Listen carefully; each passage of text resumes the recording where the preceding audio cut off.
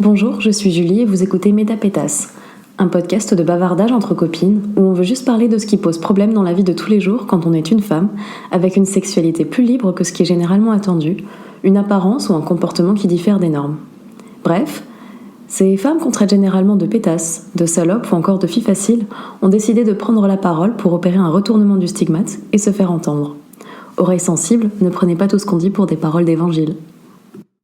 Pour ce premier épisode de Métapétas, je reçois Olivia. Olivia, bonjour. Coucou! Peux-tu te présenter, s'il te plaît? Alors du coup, je m'appelle Olivia, j'ai 25 ans, je suis en études de psychologie et je suis une slut depuis, longtemps! Ok. As-tu une chanson qui te représente, ou un morceau qui te représente le plus? Allez, je vais choisir I'm a Slut. Hi, I'm a Slut de Lil Marico. Petit extrait qui vaut le détour.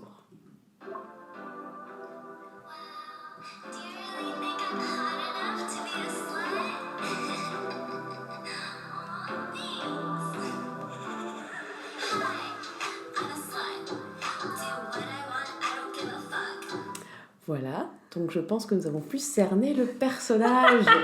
Et c'est une magnifique introduction pour le thème du jour, qui est le slut-shaming. Yes.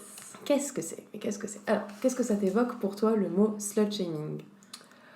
Bah c'est un truc qu'en fait on a tout un peu vécu, moi aussi, mais en fait toutes mes potes en fait, que tu sois une slut ou pas en réalité, hein, que tu correspondes à l'image de la pétasse ou non, parfois on a même peur d'être identifié à la slut en fait. Donc, Alors pour ceux qui ne savent ou celles qui ne savent pas ce qu'est le slut-shaming, la définition synthétique qu'on trouve généralement sur internet ou dans d'autres podcasts ou sur d'autres chaînes YouTube, ça veut dire littéralement en français l'humiliation des salopes.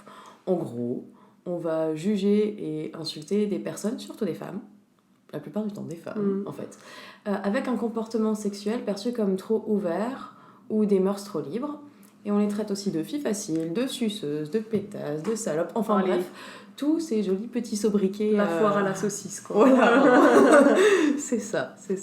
C'est quelque chose qui porte un peu atteinte à la liberté des femmes, dans la mesure où elles peuvent pas s'exprimer librement, elles peuvent pas porter les vêtements qu'elles veulent, elles peuvent pas se maquiller d'une certaine manière, enfin toutes ces choses. Ouais. Quoi. On a tous entendu, moi en tout cas toute mon enfance, on a plutôt adolescence, mais très vite j'ai entendu le terme voiture volée, on dirait maquillée comme une voiture volée, quelque chose comme ça, voilà, alors que t'as 14 ans, enfin. Oui, ouais.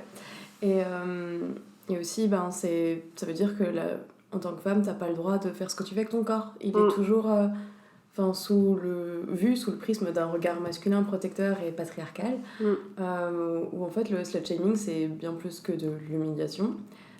Ça insinue qu'une sexualité libre, comme celle d'un homme en gros, qui a le droit d'aller mettre sa queue où il veut, est dégradante en fait pour les femmes.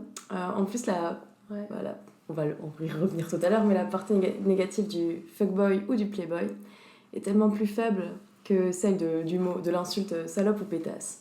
Ouais. Et on est aussi toujours face à un paradoxe où, en gros, on est sexualisé constamment dans une société foncièrement misogyne et patriarcale, mais en même temps, quand on joue avec la sexualisation qu'on fait de nous, on est automatiquement traité de salope ou de fille facile.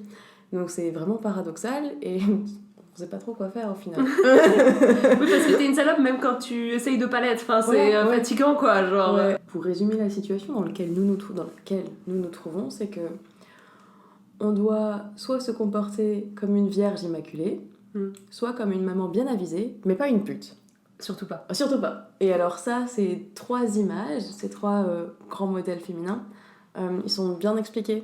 Petite référence culturelle et philosophique dans l'ouvrage Le mythe de la virilité, un piège pour les deux sexes d'Olivia Gazalet. Et franchement, encore une Olivia incroyable. Encore mais tout à fait. Enfin voilà. Et le gros problème, c'est quand une femme décide de prendre possession de son corps, d'avoir telle ou telle envie, de coucher avec un tel, une telle ou X personnes, bref.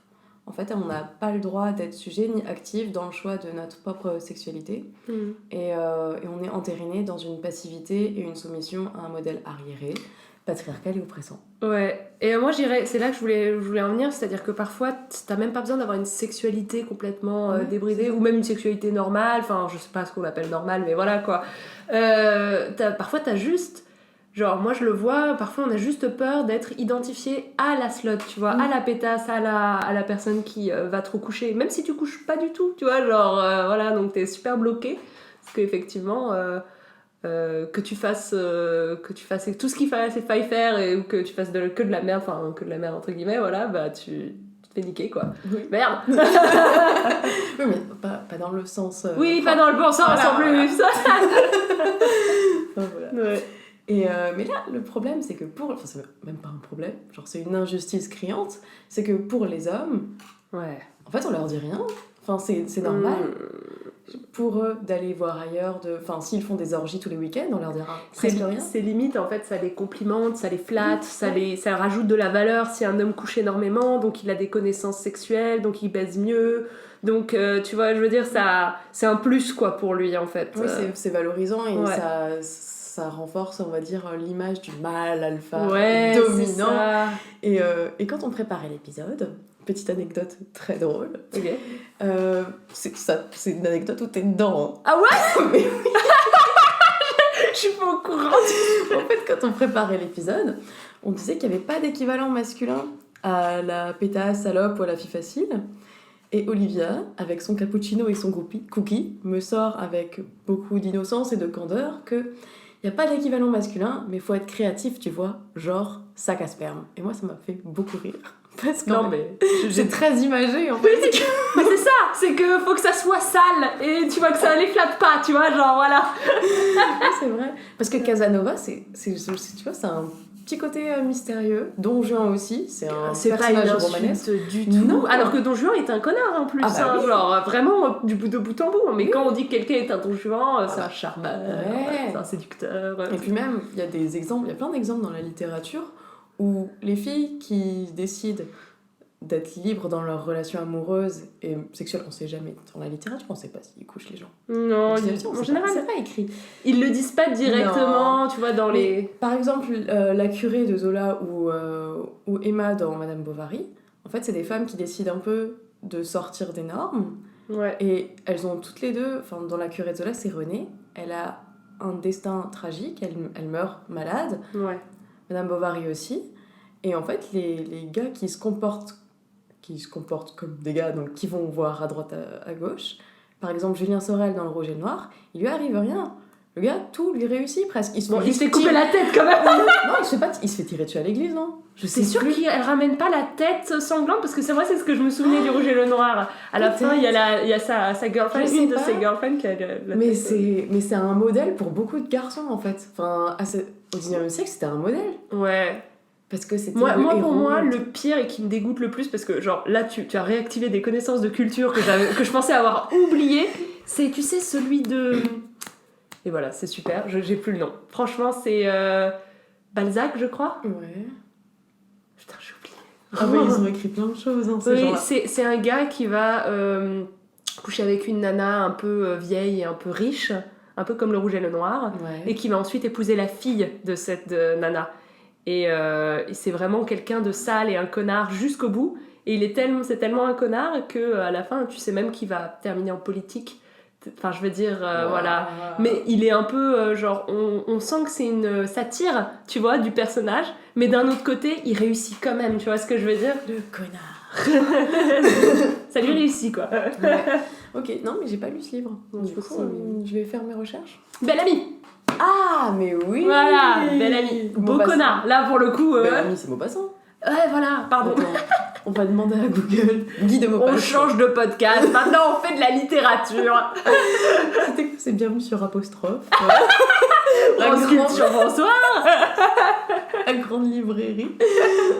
Donc après des définitions et des considérations théoriques sur le slut-shaming, on va passer à la pratique. Donc... en fait, on n'expérimente pas nécessairement le slut-shaming tous les jours, ni de la même façon toutes les femmes. Il y a des versions, on va dire, plus innocentes, et d'autres où c'est carrément écrit en rouge, en gras, surligné. Ouais, parce que le slut-shaming, en fait, c'est tellement intégré par tout le monde inconsciemment. Tu peux avoir des regards si tu portes pas trop de décolleté, trop de couleurs, trop de trucs, etc. Trop de maquillage, j'en sais rien, tu vois. Toujours le mot trop. Ouais, c'est ça. Ou pas assez de vêtements, enfin, on va voir. En tout cas, c'est pas ce qu'il faut, quoi. Voilà.